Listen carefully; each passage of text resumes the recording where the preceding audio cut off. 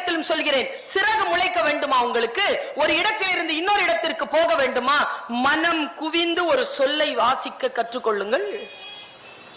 மனம் குவிந்து ஒரு விஷயத்தை வாசிக்க கற்றுக்கொள்ளாதவர்களால் சிறகு பெறுவதற்கு தகுதி கிடையாது.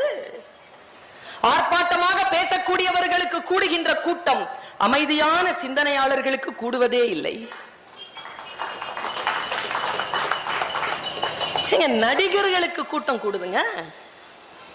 அதான் பார்த்துட்டு இருக்கிறீங்களா சினிமால? ஐயோ, நேர்ல பார்த்தா எப்படி இருக்கும்? எப்படி இருக்கும் இல்ல, எனக்கு தெரியல எப்படி இருக்கும். பஸ்ல எவனாவது இடிச்சானா கோவம் வருதுங்க. பஸ்ல போகும்போது யாராவது இடிச்சானா, இந்த பொம்பளை பிள்ளைங்க நடிகர்கள் மேல போய் விழுந்து கை குலுக்குறீங்க. அதே தானே, இதென்ன வித்தியாசமா? படித்தால் புரிகிறது. பெரியாரை படியுங்கள், சுயமரியாதை என்றால் என்ன என்று புரிந்து போகும். அம்பேத்கரை வாசியுங்கள். கற்றல் என்கின்ற ஒன்று இருந்தால் மட்டும்தான் ஜாதி மத எல்லைகளை கடந்து மேலே நிற்க